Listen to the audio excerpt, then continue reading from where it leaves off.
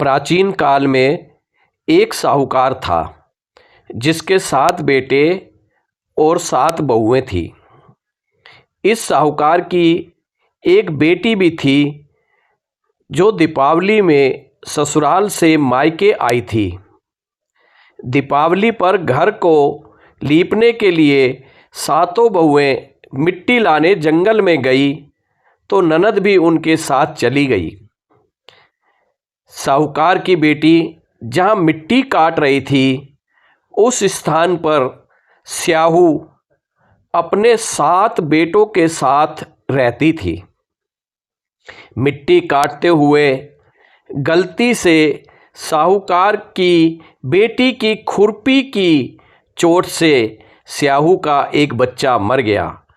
इस पर क्रोधित होकर स्याहू बोली, मैं तुम्हारी कोख बांधूंगी। स्याहू के वचन सुनकर साहूकार की बेटी अपनी 7 भाभियों से एक एक कर विनती करती है कि वह अपने बदले अपनी कोख बंधवा ले। सबसे छोटी भाभी ननद के बदले अपनी कोख बंधवाने के लिए तैयार हो जाती है। इसके बाद छोटी भाभी के जो भी बच्चे होते वह 7 दिन बाद मर जाते हैं। 7 पुत्रों की इस प्रकार मृत्यु होने के बाद उसने पंडित को बुलवाकर इसका कारण पूछा। पंडित ने सुरही गाय की सेवा करने की सलाह दी। सुरही गाय सेवा से प्रसन्न होती है और उसे स्याहू के पास ले जाती है।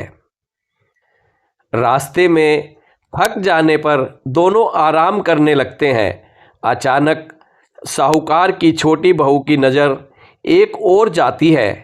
वह देखती है कि एक सांप गरुड़ पंखनी के बच्चे को डसने जा रहा है और वह उस सांप को मार देती है।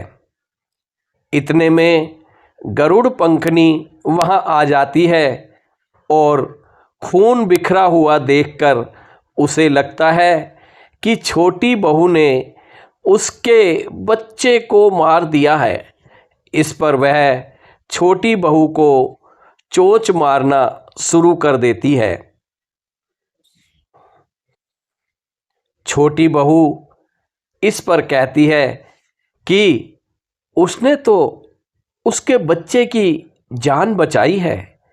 गरुड़ पंखनी इस पर खुश होती है और सुरही गाय सहित उन्हें स्याहू के पास पहुंचा देती है। वहां स्याहू छोटी बहू की सेवा से प्रसन्न होकर उसे 7 पुत्र और 7 बहू होने का आशीर्वाद देती है। स्याहू के आशीर्वाद से छोटी बहू का घर पुत्र और पुत्र वधुओं से हरा भरा हो जाता है।